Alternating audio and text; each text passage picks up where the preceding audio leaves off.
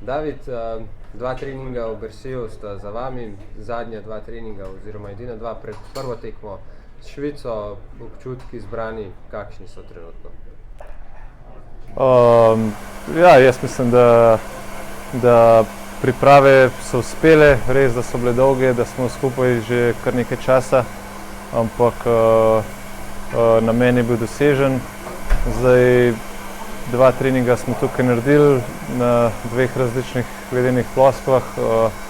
Led še ni optimalen, ampak verjamem, da za pričetek, da se bo popravil in upajmo na dober začetek prvenstva. Ste med najbolj izkušenimi v naši reprezentanci. Kako dobro začeti prvenstvo? Je kakšen poseben klub za to?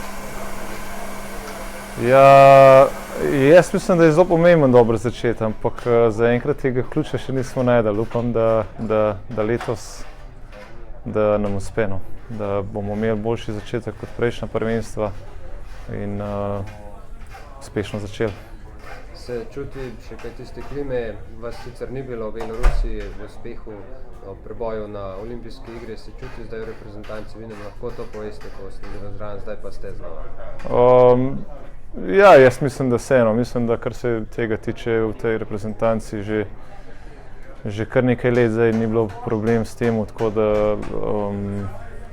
je vzdušje dobro.